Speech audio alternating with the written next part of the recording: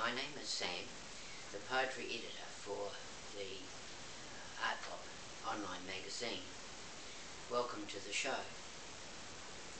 We're here today to talk to Gillian about her book called Hoko's Choice. She's going to tell us a bit about herself in the book with a reading. Welcome, Gillian. Thank you, Sam. Would you like to tell us a little bit about yourself and how you came to write the book, and what is happening with the book now after it's been printed and published? Okay. All right.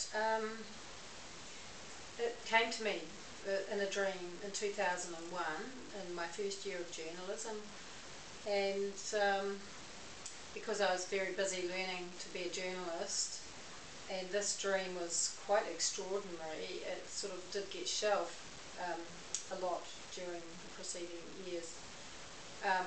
But I did instantly wake up from that dream and start writing, and I've never ever done that before, ever. And I would never ever have dreamed that I'd be writing fiction, let alone futuristic fiction. So, because journalism's very much here and now, and who says what, so it's a very different thing. And I showed the actual first draft of it 6 weeks later to a friend who's a literacy teacher, and she said, "Good story, really think it's well worth carrying on with, so don't stop." And I said, "Well, right, what now?" And she said, "You better go and find out what age group you're going to write for, because it's obvious by reading this that you don't know." And I didn't know, so I did spend a few years learning how, just reading different books and deciding what age group I wanted to target my story at. So, it's taken quite a long time to get to publication, which I've just done this year, and lots of different drafts and then assessment and editing and the whole process to get it to print, and now I'm at the stage of promoting it. So quite grateful that BOP is doing this for me, and seeing if we can help you get it out there. Yeah. So how long did it actually take you to write it in comparison to how long once you'd finished it and had it ready to be published, to go through that process? It would appear that taken quite a long time in itself. Yes, I'm surprised how much time it does take to actually do that next step. Once you've said, right, I've stopped writing, to then get it formatted and go through, and then a printing process, and then coming now into the marketing process is another one, which we've been told that artists or writers really is not the most wonderful thing to be doing, but it's all part of producing a book, is to actually be able to share it with people, because obviously I love people to read it. Yes.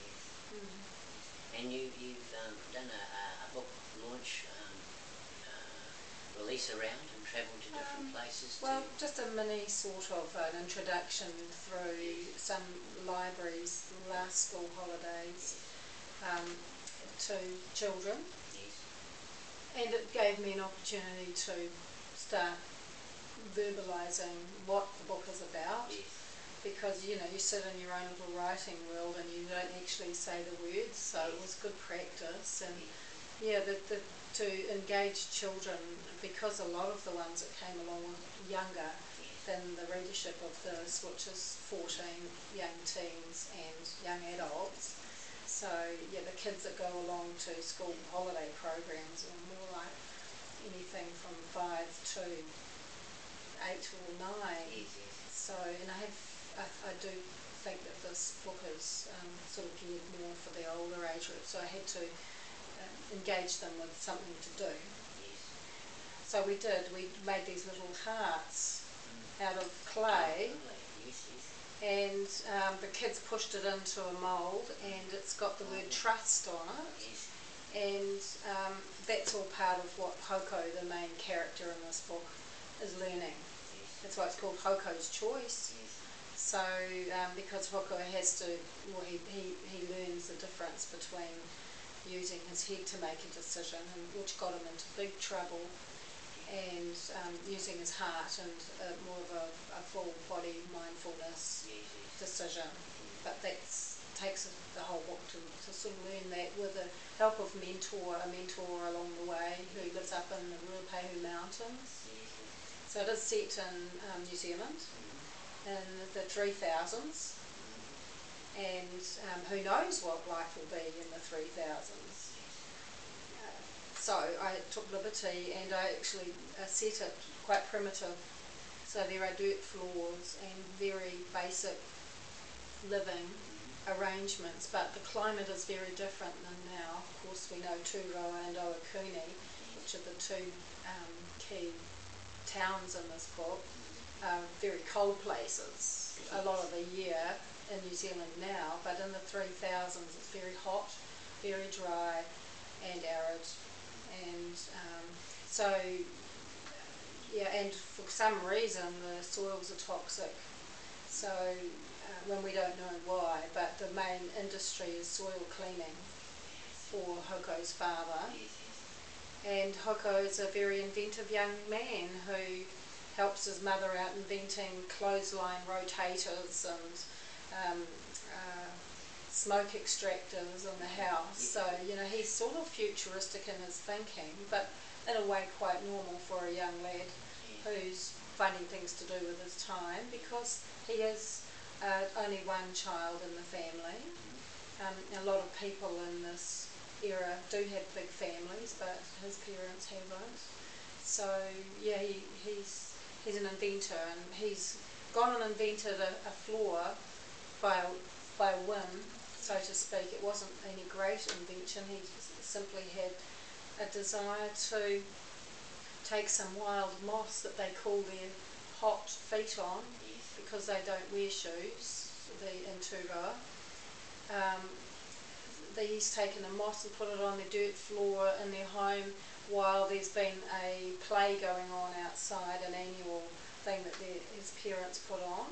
And when he goes in, he finds it's like a white marble floor, and he sees the last of it forming a gloss and going hard as he goes in, and realises it's the riceweed moss that's doing it.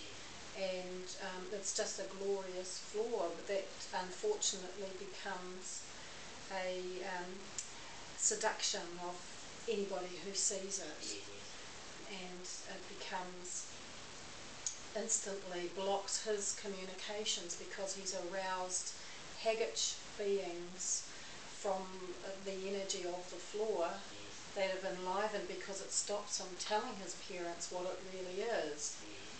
And from there on, things when he wants to really talk about the truth of something, it's blocked and turned into something else that the other person would like to hear, perhaps, or whatever these Hagitch beings would like them to understand. The Hagitch beings are like a cross between a hag and a witch. It's just not quite PC to write witches into stories these days, but... So how many characters are there in the story? Well, there's Hoko and his parents, and then he has a friend who lives next door called Pygmy. We don't get to know his family a lot, but they're there, and we have a little look at them. And he makes a new friend in Ohakune, because he very unusually, he is approached by the shadow men. So they're characters, and they're actually undertakers in Ohakune, but they're actually quite bad beings too, and they approach Hoko and ask him would he share his invention, and of course Hoko says no. He does manage to keep quiet about that one, but he is forced by the Hagitch beings to go into a business deal, and which he has the business sense to write down and get them to sign, which they don't like. So he's showing a little bit of business acumen. But in the meantime, the shadow men have promised his parents this glorious new place, a double-story best sort of housing in Ohakune, which isn't that far away from Tūroa, but the cultures are very different.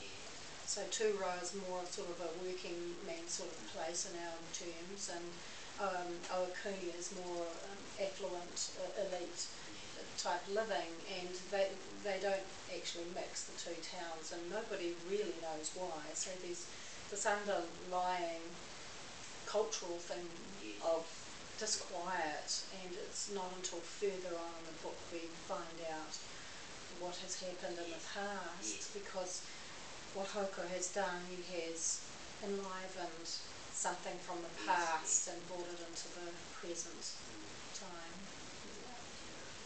Great. Yeah. So where is the book available from? It's in Books of Plenty here in Tauranga. Yeah, and online, of course, on Amazon. So people can buy an ebook for $2.99,